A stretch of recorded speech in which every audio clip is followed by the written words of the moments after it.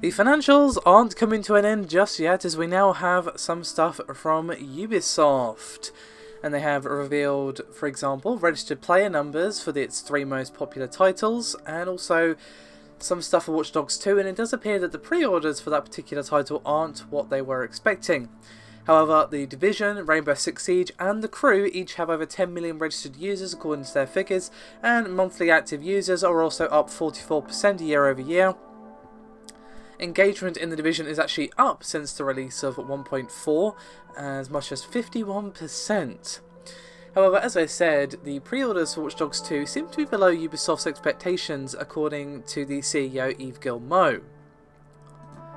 However, despite these less than stellar pre-order numbers, it seems that Guillemot isn't all that worried, and he used Far Cry 3 as an example as to why he isn't all that worried. You may recall that Far Cry 3 also had low pre-order numbers compared to its expectations, and Guillemot said that consumers, quote, wanted to see if the game was up to standards before buying, and this is again the case with Watch Dogs 2. And to be honest, he's probably not wrong, because Watch Dogs 2 is obviously not something occurring in a vacuum, it's something occurring where Watch Dogs 2 was a massive disappointment. So I think it's actually better for a consumer to be like, do you know what, I'm going to wait and see, I'm going to see what the reviews are like, I'm going to see what the gameplay on streams are like, and if it looks like it's improved over the original, I'll get it, and if not, then I won't.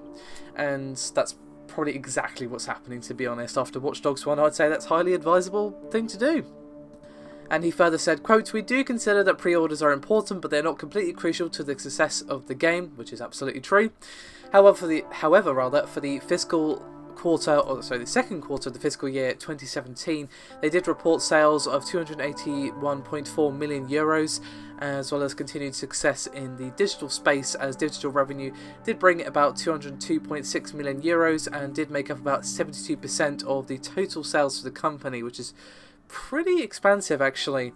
They also reported a 45.5% increase in back catalogue sales to 256.4 million euros.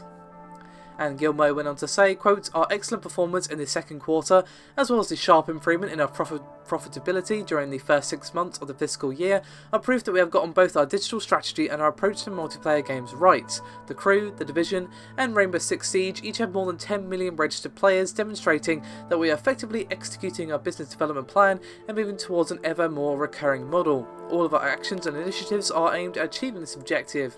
We are creating powerful franchises that offer long-term visibility.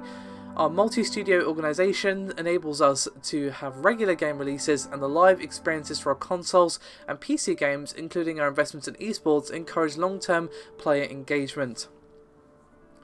And they also spoke very briefly about their expectations for the third quarter of 2017, and they are expecting sales of roughly 566 million euros, which is actually stable year on year.